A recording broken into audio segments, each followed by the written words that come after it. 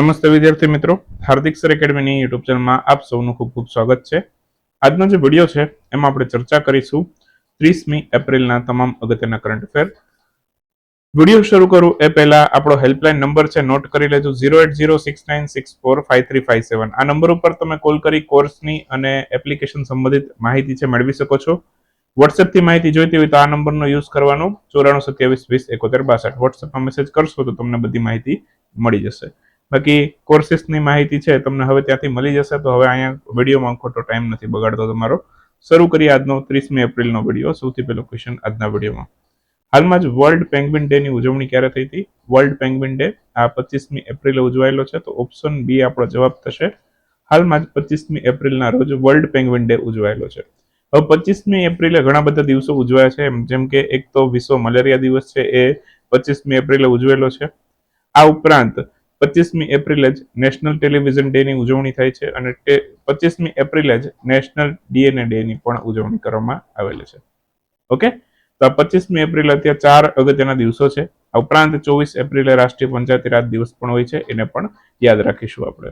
Okay, તો આ બધા પોઈન્ટ છે અગત્યના છે, આમાંથી ક્વેશ્ચન પૂછાઈ શકે એમ છે. આર્ટિફિશિયલ ઇન્ટેલિજન્સના ક્ષેત્રમાં સૌથી વધુ ઇન્વેસ્ટમેન્ટ કરનાર દેશોની રેન્કિંગમાં કયો દેશ ટોચના સ્થાને એટલે કે પ્રથમ ક્રમ પર છે? તો આર્ટિફિશિયલ ઇન્ટેલિજન્સની રેન્કિંગમાં સૌથી વધારે ઇન્વેસ્ટમેન્ટ કર્યું છે અમેરિકાએ. તો ઓપ્શન એ આપણો જવાબ બનશે. હાલમાં જ અમેરિકા છે એ આર્ટિફિશિયલ ઇન્ટેલિજન્સમાં સૌથી વધારે ઇન્વેસ્ટમેન્ટ કરનાર દેશોમાં ટોચના સ્થાને છે. બીજો ક્રમ ચીનનો છે, ત્રીજો યુકે, ચોથો ક્રમ કેનેડાનો અને પાંચમો ક્રમ ઇઝરાયલનો. આ ટોપ 5 દેશો થઈ ગયા વિશ્વના કે જે આર્ટિફિશિયલ ઇન્ટેલિજન્સમાં સૌથી વધારે રોકાણ કરે છે. ભારતનો ક્રમ કેટલામો છે? તો કે 7મો છે. ઓકે, તો ભારતનો ક્રમ 7મો છે. ભારતની ઉપર 6ઠ્ઠા ક્રમ પર કોણ છે? જર્મની છે, એ પણ યાદ રાખી લેજો. હવે અમેરિકામાં પહેલા સ્થાને છે, તો 2-3 પોઈન્ટ અમેરિકાના રિવિઝન કરાવી દો. જેમ કે અમેરિકાના ન્યુયોર્કમાં 14મી એપ્રિલે જે BR આંબેડકર દિવસ છે ઉજવાશે. તો ટૂંકમાં ભીમરાવ આંબેડકર ઉપરથી એક દિવસની ઉજવણી કરશે અમેરિકાનું ન્યુયોર્ક. ક્યારે કરશે? 14મી એપ્રિલે. 14મી એપ્રિલે તમને યાદ હોય તો એમની જન્મ જયંતિ હોય છે, તો એ યાદ રાખીશું. ભારતનો સૌથી મોટો ટ્રેડ પાર્ટનર દેશ કયો બન્યો? સતત 4થા વર્ષે આ અમેરિકા છે ભારતનો સૌથી મોટો ટ્રેડ પાર્ટનર દેશ બનેલો છે. આ ઉપરાંત તમને કઈ યાદ આવતું હોય તો તમે કોમેન્ટ કરીને લખી શકો છો અમેરિકા વિશે. જેમ કે WHO માંથી બહાર થયું છે. ઓકે, અને હ્યુમન રાઇટ કાઉન્સિલમાંથી પણ અમેરિકાએ પોતાને દૂર કર્યું છે. તો એ બધા પોઈન્ટ અગત્યના છે. ઓકે, ચાલો એના પછી વિશ્વ પશુ ચિકિત્સા દિવસની ઉજવણી ક્યારે થઈ છે? વિશ્વ પશુ ચિકિત્સા દિવસ, ઓકે, અહીંયા ઓપ્શન છે ખોટા છે. ઓકે, ઓપ્શનમાં જે જવાબ છે એ છે જ નહીં. ઓકે, તો આનો આન્સર આવશે 26મી એપ્રિલે. એકચ્યુઅલમાં આનો ડે ફિક્સ નહીં હોતો, દર વર્ષે આનો ડે ચેન્જ થાય છે. ઓકે, તો આ વખતે 26મી એપ્રિલ આ દિવસની ઉજવણી થઈ છે. એપ્રિલ મહિનાનો જ્યારે લાસ્ટ સેટરડે આવે, ઓકે, ત્યારે આની ઉજવણી થાય છે. લાસ્ટ અંતિમ શનિવાર હોય ત્યારે આની ઉજવણી કરવામાં આવે છે. તો એપ્રિલ મહિનાના અંતિમ શનિવારે આ દિવસ ઉજવાય છે, વિશ્વ પશુ ચિકિત્સક દિવસ. 26મી એપ્રિલ આ વખતે ઉજવ્યો છે, તો આન્સર આવશે 26 એપ્રિલ આ વર્ષ માટે. 2001માં સૌથી પહેલી વાર ઉજવ્યો છે. 2025 માટેની થીમ છે animal health tax team. Okay, તો આ એની થીમ છે. ક્લિયર? તો બસ એટલા પોઈન્ટ આમાંથી યાદ રાખવાના છે. અને બીજી વસ્તુ, કદાચ ઈ બુક છે નાઇટમાં જ અપલોડ થઈ ચૂકી છે. સો આ વિડીયોમાં જે કરેક્શન છે એ તમે ખાસ નોટ કરજો. કદાચ ઈ બુકમાં કરેક્શન નહીં થયું હોય આ વસ્તુનું, કેમ કે હું વિડીયો છે ઓકે પાછળથી રેકોર્ડ કરું છું. ઓકે, તો આ અત્યારે જ મારા ધ્યાનમાં ભૂલ આવી છે. ઓકે, તો આ ખાલી કરેક્શન કરી લેજો. ઓપ્શન છે ખોટા આપેલા હશે અહીંયા તમને. ઓકે, એ ક્વેશ્ચનની અંદર તો અહીંયા 26 એપ્રિલ જવાબ આવશે. તો એકાદો ઓપ્શન છે 26 એપ્રિલ બનાવી નાખજો. ઓકે, બાકી પ્રયત્ન કરશું કે આવતીકાલ સુધીમાં સુધરી જાય, 1 મે સુધીમાં. ઓકે, તો આ ધ્યાન રાખજો. બીજી એક ક્વેશ્ચનમાં પણ ભૂલ છે. એક એપ્રિલનો વીક 2 નો અંક હતો. ઓકે, તો એમાં જે વિશ્વ પાર્કિન્સન્સ દિવસ હતો, ઓકે, તો એ 12 એપ્રિલ એમાં દેખાડેલું છે અને એકચ્યુઅલમાં જે એની ડેટ છે 11 એપ્રિલ છે ઉજવવાની. ઓકે, સો એક ન્યા કરેક્શન છે. ઓકે, એ કરેક્શન પણ તમને લગભગ આની સાથે જ કરી દેવાય એવો પ્રયત્ન રહેશે. ઓકે, તો કોઈ જૂની પીડીએફની પ્રિન્ટ કઢાવી હોય તો એ પ્રિન્ટની અંદર સુધારો કરાવી લેજો. જે લોકોએ પ્રિન્ટ વાળો કોર્સ લીધો હોય ને પ્રિન્ટ કઢાવી નાખી હોય તો ત્યાં પ્રિન્ટની અંદર થોડોક સુધારો કરી લેજો. ઓકે, જ્યાં 12 એપ્રિલ છે પાર્કિન્સન્સ દિવસમાં, ત્યાં 11 એપ્રિલ કરી નાખજો. ઓકે, સો આ એક નાનકડી ભૂલ છે, એ કરેક્શન કરી લેજો. ચાલો, એના પછી 30 એપ્રિલે હાલમાં જ ઇન્ટરનેશનલ જાસ ડે ની ઉજવણી ક્યારે થઈ? આ 30 એપ્રિલે જ ઉજવાય છે. આજે ઇન્ટરનેશનલ જાસ ડે ની ઉજવણી કરવામાં આવેલી છે. ઓકે, તો ઇન્ટરનેશનલ જાસ ડે ની ઉજવણી 30 એપ્રિલ 2025 ના રોજ થઈ છે. યુનેસ્કો દ્વારા 2011 માં મંજૂરી થઈ છે. જાસ એ એક પ્રકારનું સંગીત છે. ઓકે, તો એની ઉજવણી 30 એપ્રિલે કરવામાં આવે છે. ક્લિયર? ચાલો, હાલમાં જ વર્ષ 2027 ફીફા મહિલા કપ એનું 10મું સંસ્કરણ એનું આયોજન કયો દેશ કરશે?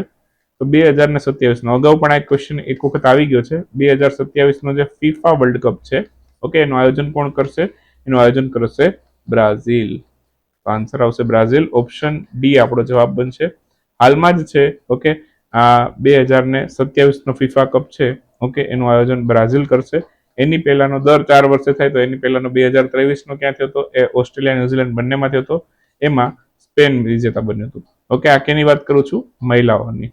ઓકે, આ વાત થાય છે મહિલાઓની. હવે આ 27 થયો અને એની પછી હવે ક્યારે થશે? તો કે 2031 થશે. એ અમેરિકામાં થશે અને એની પછી થશે 2035. એનું આયોજન કોણ કરશે? યુકે કરશે. આ માત્ર વાત કરીએ આપણા મહિલા વર્લ્ડ કપની. હવે વાત કરીએ પુરુષ વર્લ્ડ કપની.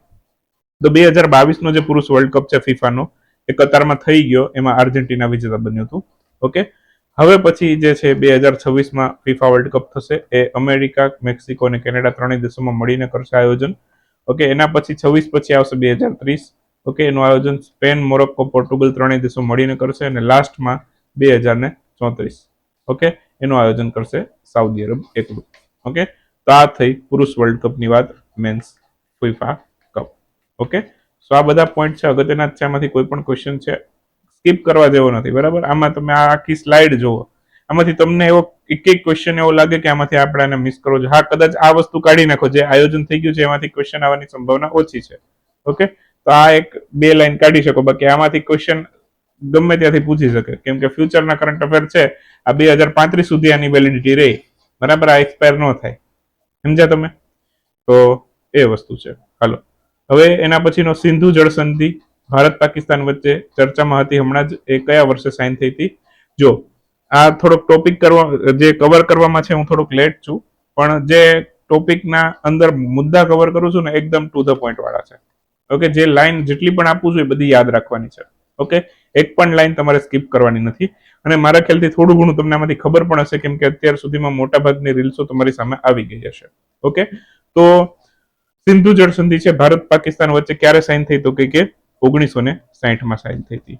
ઓકે, અને બીજી વાત એ કે આ સિંધુ જળ સંધિ છે એના અંતર્ગત કઈ કઈ નદીઓ આવે છે? ઓકે, તો બિયાસ, રાવી, સતલુજ, સિંધુ, ચિનાબ અને ઝેલમ, આટલી નદીઓ છે સિંધુ જળ સંધિ હેઠળ આવે છે. ક્વેશ્ચન એક જીપીએસસીમાં એવો પૂછશે કે સિંધુ જળ સંધિ ચર્ચામાં હતી એના હેઠળ કઈ નદીઓ આવે છે? તો આમાંથી આ 6 નદીના નામ યાદ રાખવાના.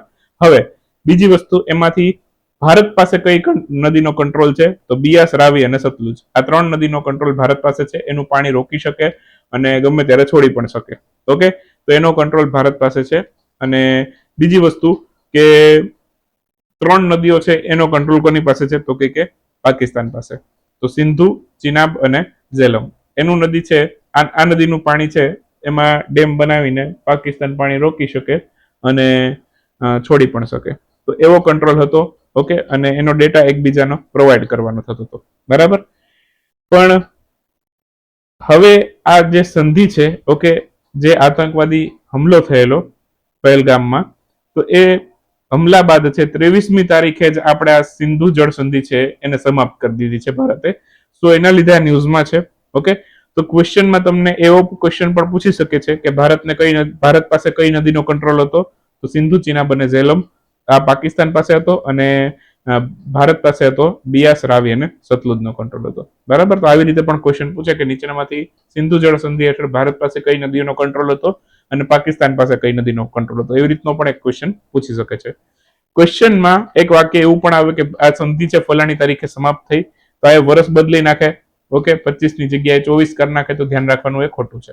ઓકે, તો હમણાં જ આ વર્ષે 23 એપ્રિલ 2025 ના રોજ સિંધુ જળ સંધિ આપણે આ હમલા બાદ છે એ સમાપ્ત કરી દીધી છે. ઓકે, તો હવે ભારત છે આમાંથી પાકિસ્તાન પાસે જે નદીનો કંટ્રોલ હતો, ઓકે, એ નદી ઉપરથી પણ છે, બરાબર, પાણી ગમે ત્યારે રોકી શકે છે અને છોડી પણ શકે છે. બીજી વસ્તુ, અમુક નદીઓ ઉપર આમાંથી ડેમ નથી, જેમ કે ઝેલમમાં છે, બરાબર, તો અમુક નદીઓનું પાણી છે, બરાબર, એ ભારતે છે ડેમમાંથી છોડેલું પણ છે. ઓકે, તો એમાંથી ઘણું બધું પાણી છે ઝેલમ નદીમાંથી થઈને પાકિસ્તાનમાં જતું રહ્યું છે, બરાબર. મોટા ભાગના ન્યૂઝમાં એવું હતું કે ભારત છે હવે પાકિસ્તાનનું પાણી રોકી દેશે, પણ ભારત છે, બરાબર, એને એ પાણી છોડીને એવો મેસેજ બતાવ્યો છે કે આ પાણી તો અત્યારે છોડ્યું છે, બરાબર, અને ભવિષ્યમાં છે આવી રીતે પાણી રોકી પણ શકીએ છીએ. ઓકે, તો આ આપણો એવો સંદેશ હતો. ક્લિયર? બાકી બીજી વસ્તુ કે જે સિંધુ જળ સંધિ છે, બરાબર, એ જ્યારે સાઇન થઈ, ઓકે, તો એ સમયે ભારતના વડાપ્રધાન કોણ હતા એવું પૂછે તો એ જવાહરલાલ નહેરુ હતા. ઓકે, અને પાકિસ્તાનના એ વખતેના જે સિંધુ જળ સંધિ ઉપર સહી કરનાર વ્યક્તિ હતા એ હતા ત્યાંના રાષ્ટ્રપતિ, એનું નામ હતું આયુબ ખાન, બરાબર. તો આ બંને વચ્ચે જળ સંધિ થઈ. ઓકે, ટૂંકમાં બંને હસ્તાક્ષર કર્યા સિંધુ જળ સંધિ ઉપર, અને જે આજની તારીખ સુધી વેલિડ હતી, પણ હવે 23મી એપ્રિલથી આપણે આ એક ઓફિશિયલ લેટરથી છે આ સિંધુ જળ સંધિને સમાપ્ત કરી નાખી છે. ઓકે, બીજી વસ્તુ, સિંધુ જળ સંધિમાં મોટા ભાગનો જે રોલ હતો એ વર્લ્ડ બેંકનો પણ હતો, કે જ્યારે આપણે કોઈ પણ આ જે પાકિસ્તાનના કંટ્રોલમાં જે નદીઓ હતી તો એના ઉપર ક્યારેય આપણે માની લો કે કંઈ બંધ બાંધવા કે એવું કંઈક જતા હતા તો ગમે ત્યારે પાકિસ્તાન છે, બરાબર, એ વર્લ્ડ બેંકને લઈને આવતું હતું કે ભાઈ આ ભારત આના નદીનો કંટ્રોલ નથી તો પણ ત્યાં બંધ બનાવે છે, અને આપણે બનાવેલા પણ છે. પણ એ વસ્તુ છે એગ્રીમેન્ટમાં હતી કે ભાઈ આપણે બંધ બનાવી શકશું, બરાબર, પણ એને એ બધી માહિતી છે પાકિસ્તાનને પ્રોવાઈડ કરવાની થતી હતી આપણે, અને પાણી રોકશું નહીં એ નદીનું, બરાબર, કંટ્રોલ નહીં કરીએ, બરાબર. સો એ બધી વસ્તુ હતી, અને બંધ આમાંથી અમુક નદી ઉપર છે પણ. ઓકે, તો એવું નથી કે આ નદી ઉપર ભારતને કંઈ બંધ નથી, અમુક અમુક નદીઓ ઉપર છે, જેમ કે ચિનાબ નદી ઉપર બ્રિજ ને હાઇડ્રો પાવર પ્રોજેક્ટ ને બધું આપણે બનાવેલું જ છે. ઓકે, તો એ બધું તમે પેલા પાસ્ટમાં સ્ટડી કરેલું જ છે મારી પાસે કરંટ અફેરમાં. ઓકે, ચાલો. હાલમાં જ ઉડાન યોજનાનું નવું ચરણ ઉડાન 5.5 શરૂ કરવામાં આવ્યું છે. ઓકે, અને આ યોજનાનો સૌ પ્રથમ શરૂઆત છે ક્યારે થઈ હતી? ઓકે, તો ઉડાન યોજના છે સૌથી પહેલી વખત 2016માં શરૂ થઈ હતી, તો ઓપ્શન ડી આપણો જવાબ થશે. ઓકે, હાલમાં જ છે જે ઉડાન યોજના છે એનું 5.5નું સંસ્કરણ છે શરૂ થયું છે, અને આ યોજના હેઠળ છે, ઉડાન યોજના હેઠળ ટોટલ અત્યારે 5.5નું સંસ્કરણ છે આ લોન્ચ થયું છે. બીજી વસ્તુ, ઉડાન યોજના એનું જે પહેલું ચરણ છે એ ક્યારે શરૂ થયું હતું એવો ક્વેશ્ચન હતો. તો જે સૌથી પહેલું ચરણ છે ઉડાન યોજનાનું 2016માં શરૂ થયું. કયા મંત્રાલય હેઠળ કાર્ય કરતી યોજના છે? તો કે નાગરિક ઉડ્ડયન મંત્રાલય હેઠળ કાર્ય કરતી યોજના છે. ફૂલ ફોર્મ થાય ઉડે દેશ કા આમ નાગરિક. બીજી વસ્તુ, હવે 5.5માં શું કરવાનું છે આપણે? તો કે કેબલ સી પ્લેન હેલિકોપ્ટર છે. ઓકે, એનો આની અંદર સમાવેશ કરવામાં આવશે. આ ઉપરાંત 20 થી ઓછા યાત્રીઓ બેઠી શકે એવા નાના વિમાનો છે એની સેવા શરૂ કરવામાં આવશે. એમાં બે શ્રેણી છે, 1A અને 1 એમાં 9 થી ઓછી ક્ષમતાના યાત્રીઓ બેસી શકશે, અને 1 શ્રેણીમાં 20 થી ઓછી ક્ષમતાના યાત્રીઓ છે બેઠી શકશે. ક્લિયર? તો આ બે શ્રેણીમાં એરોપ્લેન તૈયાર કરવામાં આવશે ઉડાન યોજના માટે. ક્લિયર? ચાલો, તો નાના એરોપ્લેન હશે. હાલમાં જાહેર થયેલ ગ્રુપ એમ ના એક રિપોર્ટ પ્રમાણે ભારત છે એડવર્ટાઇઝમેન્ટ માર્કેટમાં વિશ્વમાં કેટલામાં સ્થાને છે? તો એડવર્ટાઇઝમેન્ટ માર્કેટ એમાં ભારતનું સ્થાન છે, જાહેરાતની અંદર ભારતનું સ્થાન છે 9મું વિશ્વમાં. તો જે પણ કાંઈ એડ થાય છે, જેમ કે ગૂગલ એડ્સ લઈ લો, ફેસબુક એડ્સ લઈ લો, ટેલિવિઝનમાં જે એડ્સ થાય છે, ન્યૂઝપેપરમાં એડ થાય છે, બધી એડ્સની અંદર છે એનો આની અંદર કાઉન્ટ કરેલો છે. રિપોર્ટ આપ્યો છે ગ્રુપ એમ નામની સંસ્થાએ. કોણે આપ્યો છે? ગ્રુપ એમ નામની સંસ્થાએ આ રિપોર્ટ આપ્યો છે. ભારતમાં આ રિપોર્ટ એવું કહે છે કે 2025માં જે એડવર્ટાઇઝમેન્ટ માર્કેટ છે એમાં 7% વૃદ્ધિ થઈ છે. ઓકે, અને વિશ્વનું સૌથી મોટું એડવર્ટાઇઝમેન્ટ નેટવર્ક ધરાવતા દેશોમાં ભારતનું સ્થાન 9મું છે. પહેલું સ્થાન અમેરિકાનું, બીજું સ્થાન ચીનનું, ત્રીજું સ્થાન યુકેનું છે. ઓકે, સૌથી વધારે જે ક્ષેત્રમાં એડવર્ટાઇઝમેન્ટ થઈ એ કયું છે? એક તો ડિજિટલ છે અને ટીવી ક્ષેત્ર છે. આ બેને મળીને ટોટલ આખી જે કુલ ખર્ચ છે એના 86% તો આમાં જ ખર્ચ થયા છે ટીવી અને ડિજિટલ ક્ષેત્રમાં. એટલે હવે જે તમે જોશો ને તો પેમ્પલેટ ને ન્યૂઝપેપર વાળી એડવર્ટાઇઝમેન્ટ તમને બહુ ઓછી જોવા મળે છે, અને એના ઉપર રિસ્પોન્સ છે એ પણ બહુ ઓછો આવે છે. અત્યારે મોસ્ટલી ડિજિટલ માર્કેટિંગ છે, બરાબર, એને મોટા ભાગનું સ્થાન લઈ લીધું છે. મોટે ભાગે જે બધા એડ કરવાવાળા છે ગૂગલ, ફેસબુકમાં એડ કરે છે, અને તમે એનો એલ્ગોરિધમ જોશો ને તો તમે જે વસ્તુ સર્ચ કરશો ને એવી જ એડ લોકો સામે આપશે, ખાસ કરીને ઇન્સ્ટાગ્રામ. બરાબર, ચાલો, મેં તો બહુ એક્સપિરિયન્સ કર્યું છે આ વસ્તુ. ચાલો, હાલમાં જ વિંગ રાઇડર એક્સરસાઇઝ છે એનું આયોજન કોના દ્વારા કરવામાં આવ્યું છે? તો ભારતીય સેના અને ભારતીય વાયુસેના બંને મળીને કરી છે. એર ઇન્ડિયા એક્સપ્રેસ એના ચેરમેન પદ ઉપરથી કોણે રાજીનામું આપ્યું છે? તો કેપેબલ વિલ્સન છે, એમણે આના ઉપરથી રાજીનામું આપ્યું છે. દુર્લભ સિક્કાની 2 દિવસ માટેની પ્રદર્શનીનું આયોજન છે કયા રાજ્યમાં થયેલું? તો આ જમ્મુ કાશ્મીરમાં થયેલું. દુર્લભ સિક્કા એટલે કે જે પ્રાચીન સિક્કા હોય એના ઉપરની 2 દિવસની પ્રદર્શનીનું આયોજન જમ્મુ કાશ્મીરમાં થયેલું. લીવરના લોકો માટે હેલ્થ પહેલની શરૂઆત કોણે કરી છે? અમિત શાહે કરેલી છે. ફૂલ ફોર્મ યાદ રાખવું હોય તો યાદ રાખજો, બાકી જરૂરિયાત નથી હો. હેલ્થનું ફૂલ ફોર્મ યાદ રાખવાની જરૂરિયાત નથી, એટલું બધું અગત્યનું નથી. જેમને ઈચ્છા હોય એ યાદ રાખજો, એક વખત ખાલી નજર ફેરવી લેજો. ભારત દ્વારા કયા પાડોશી દેશને 4.8 ટનની રસીનું દાન કરવામાં આવેલું છે? જો ભારત સાથે જે સારા સંબંધ રાખે ને એમને આમ પણ તમે જોવા જાઓ બરાબર, તો આપણે ઘણું બધું પ્રોવાઈડ કરીએ છીએ. જેમ કે શ્રીલંકાનું ઉદાહરણ લઈ લો, નેપાળનું, ભૂટાનનું. તો જે લોકો સારા સંબંધ રાખે છે ભારત સાથે એને આપણે ઘણું બધું ફ્રીમાં પણ પ્રોવાઈડ કરીએ છીએ. જેમ કે અહીંયા હમણાં જ જો અફઘાનિસ્તાન છે એને 4.8 ટનની રસીનું દાન કર્યું છે. આપણે દાન કર્યું છે એટલે એની પાસેથી આપણે ફંડિંગ નથી લેવાનું. ઓકે, તો અફઘાનિસ્તાનને કર્યું છે રેબિસ, ટેટનસ, હેપેટાઇટિસ બી અને ઇન્ફ્લુએન્ઝા. ઓકે, તો આ બધી રસીનું દાન આપણે અફઘાનિસ્તાનને કર્યું છે. ઓકે, હાલમાં ચર્ચામાં રહેલ લેંગપુઈ એરપોર્ટ કયા રાજ્યમાં છે? આ મિઝોરમમાં છે. હાલમાં જ આની સિક્યુરિટીની જવાબદારી CISF ને સોંપવામાં આવી છે અને CISF નું કામ જ છે એરપોર્ટમાં બધી સિક્યુરિટી પૂરી પાડવી. પણ આ એરપોર્ટમાં ટૂંકમાં એની અંદર હવે લાવવામાં આવ્યું છે આ એરપોર્ટને, તો CISF હેઠળ હવે આ એરપોર્ટ આવી ગયું છે. મિઝોરમમાં છે. હાલમાં કયા રાજ્યમાં 16 જિલ્લાઓને મલેરિયા મુક્ત જાહેર કરવામાં આવેલા? અરુણાચલ પ્રદેશના 16 જિલ્લા મલેરિયા મુક્ત જાહેર થયા. ભારત અને કયા દેશ વચ્ચે $2 મિલિયન ચિકિત્સા સહાયતા પ્રદાન કરી છે? તો ભારત અહીંયા જોઈ લો બીજું એક્ઝામ્પલ નેપાળનું. $2 મિલિયન ચિકિત્સા સહાયતા નેપાળને પ્રદાન કરી છે આપણે, તો આ નેપાળ આવશે. કે કસ્તુરીરંગનનું નિધન થયું એ કયા સંસ્થાના પૂર્વ ચેરમેન હતા? ઈસરોના પૂર્વ ચેરમેન હતા. 2003 થી 9 સુધી રાજ્યસભાના સદસ્ય હતા અને કર્ણાટક રાજ્યના જ્ઞાન આયોગના અધ્યક્ષ પણ હતા. કસ્તુરી રંગન વિશે વાક્ય આપે તો ધ્યાન રાખવું, ઈસરોના ચેરમેન, 3 થી 9 સુધી રાજ્યસભાના સદસ્ય અને કર્ણાટક રાજ્યના જ્ઞાન આયોગના અધ્યક્ષ પણ હતા. આ 3 વાક્ય એમના વિશે ખાસ યાદ રાખજો. 2 દિવસ માટે ભારત શિખર સંમેલનનું આયોજન ક્યાં થયું? તેલંગાણામાં થયેલું. બોઈંગના ઉપાધ્યક્ષ પ્રબંધ નિદેશક કોણ બન્યું? સ્ટેસી શાયર એના નવા ઉપાધ્યક્ષ પ્રબંધ નિદેશક બન્યા. પુણે ખાતે આયોજિત ફિડે મહિલા ગ્રાન્ડ પ્રિક્સ પ્રતિયોગિતાનું ટાઇટલ કોણે જીત્યું? કોનેરો હમ્પીએ જીત્યું છે. પ્રસિદ્ધ ફ્રાન્સીસી સન્માન કોને મળ્યો છે? પાયલ કાપડિયાને મળ્યો છે. આન્સર આવશે પાયલ કાપડિયા. હાલમાં જ T20માં 12,000 રન બનાવનાર બીજા ભારતીય ખેલાડી કોણ બન્યું? રોહિત શર્મા બન્યા. પ્રથમ વિરાટ કોહલી હતા. ભૂલ છે, વિરાટ કોહલી. ઓકે, તો સુધારો કરી લેજો.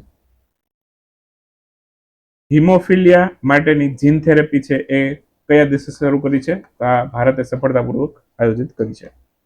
ડિજી લોકરના માધ્યમથી ખેલ પ્રમાણપત્ર કોના દ્વારા જાહેર કરવામાં આવેલું? મનસુખ માંડવિયા, એમણે ડિજી લોકરના માધ્યમથી ખેલ પ્રમાણપત્ર જાહેર કર્યા છે. કૈલાસ માનસરોવર યાત્રા કેટલા વર્ષ બાદ ફરી પાછી શરૂ થઈ? 5 વર્ષથી બંધ હતી, કોવિડ આવ્યું એ પછી, અને હવે ફરી પાછી શરૂ કરી છે. કૈલાસ માનસરોવર યાત્રા કયા ક્ષેત્ર સાથે જોડાયેલી છે? તિબેટ ક્ષેત્ર સાથે જોડાયેલી છે અને આ ચીનની ઓટોનોમસ ટેરેટરી પણ છે એવું પણ કહેવાય છે. ઓકે, તો એ યાદ રાખીશું. ઓપેક પ્લસમાં કયો દેશ સામેલ થયો? બ્રાઝિલ સામેલ થયો. વર્લ્ડ ઇકોનોમિક ફોરમના અધ્યક્ષ પદ ઉપરથી રાજીનામું આપનાર વ્યક્તિનું નામ જણાવો. તો ક્લોઝ સ્વાબ છે, ઘણા લાંબા સમયથી લગભગ 10 વર્ષથી વર્લ્ડ ઇકોનોમિક ફોરમના અધ્યક્ષ હતા, હવે એમણે રાજીનામું આપી દીધું છે. ચર્ચામાં રહેલ સિમ્પલીપલ નેશનલ પાર્ક છે, ઓકે, કયા રાજ્યમાં આવેલ છે? આ ઓડિશામાં આવેલું છે. નાસાના સૌ પ્રથમ વૃક્ષ અંતરિક્ષ યાત્રી છે, માફ કરજો, નાસાના સૌથી વૃદ્ધ અંતરિક્ષ યાત્રી છે, પૃથ્વી પર પરત આવ્યા, એમનું નામ જણાવો. તો ડોન પેટિટ એ પૃથ્વી પર પરત આવ્યા છે, એ સૌથી વૃદ્ધ અંતરિક્ષ યાત્રી બન્યા છે. તો સૌથી વૃદ્ધ છે એટલે યાદ રાખજો, ક્વેશ્ચન આવી શકે, ઇમ્પોર્ટન્ટ ક્વેશ્ચન છે. ઓકે, તો આ સાથે જ છે અહીંયા એપ્રિલના વિડીયોને સમાપ્ત કરી અને મળીશું એક નવા જ વિડીયોથી. નવી શરૂઆત કરશું 1 મેના વિડીયોથી. મળીએ આવતીકાલે ગુજરાતના સ્થાપના દિવસમાં. ત્યાં સુધી રજા લઈએ. આવજો, બાય બાય, ગુડ નાઇટ, શુભરાત્રી. Thank you for watching.